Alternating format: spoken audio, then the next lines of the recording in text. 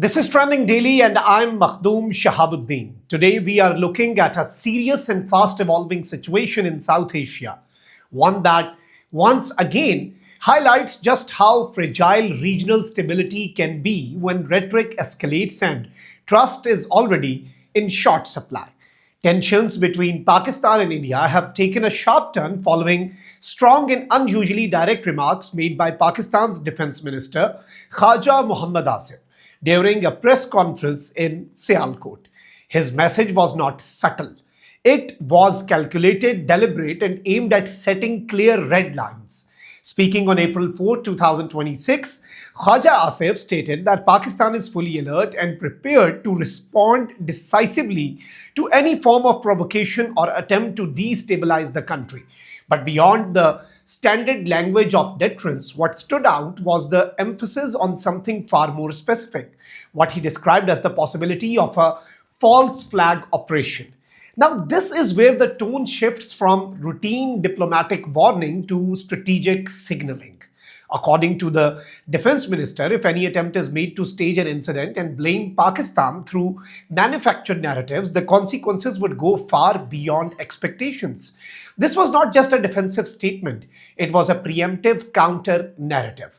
In simple terms, Pakistan is saying not only are we ready to respond to aggression, but we are also prepared to challenge the narrative before it is even constructed. And that is significant because in modern conflicts, perception is as important as reality. Wars today are not only fought on borders, they are fought in media, in diplomatic corridors, and in global opinion spaces. Khawaja Asif also raised concerns about the potential misuse of individuals in custody to build cases or narratives against Pakistan. While he did not present public evidence, the implication by Defense Minister was clear that Pakistan believes there may be attempts to shape international perception through controlled or selective disclosures. This reflects a deeper issue, a long-standing trust deficit between the two countries. From Pakistan's perspective, there is a recurring pattern where incidents are quickly attributed to Pakistan without transparent investigations. Officials argue that this immediate attribution creates a cycle: accusation first, evidence later, and sometimes no evidence at all. And in that cycle, diplomacy suffers a lot. Because when narratives are formed before facts are verified, space for dialogue shrinks. On the other side, India has consistently maintained concerns about cross-border militancy and security threats. This is India's playbook. This so-called suspicion has defined relations between the two countries for decades. And that is what makes the current moment particularly very sensitive. Because when strong statements are made in an already tense environment, they do not exist in isolation. They amplify existing fears, reinforce existing narratives, and increase the risk of miscalculation. Perhaps the most striking part of Khawaja Asif's remarks was his warning that Pakistan's response would not remain geographically limited if its red lines were crossed. This is strategic language. It is meant to deter. It is meant to signal capability. And it is meant to communicate seriousness. But it also raises the stakes. Because when responses are described as far-reaching, it introduces uncertainty about scale, about scope, and about consequences. And uncertainty in a nuclearized region is always a big concern. South Asia remains one of the most sensitive strategic zones in the world. Both Pakistan and India possess nuclear capabilities, and both have experienced multiple crises in the past triggered by security incidents, border tensions, and political escalation. History shows that even small events can spiral quickly if not managed carefully. This is why experts are paying close attention, not just to what is being said, but how it is being said. Because language shapes outcomes. Strong rhetoric can create domestic reassurance, but it can also reduce diplomatic flexibility. And right now, both sides are operating in a high alert environment. Pakistan has made it clear that it does not seek conflict, but it will defend its sovereignty at all costs. This is a consistent position, repeated across official statements and policy frameworks. At the same time, Pakistan continues to emphasize dialogue. But, and this is important, it emphasizes dialogue on the basis of equality, mutual respect, and evidence-based discussion. This is where the core disagreement lies. Pakistan argues that without neutral investigations and verified information, accusations become tool of political pressure rather than pathways to resolution. And when that happens, trust erodes further. Analysts within Pakistan also point to another factor: domestic political pressures in the region. They argue that at times foreign policy messaging can be influenced by internal political dynamics.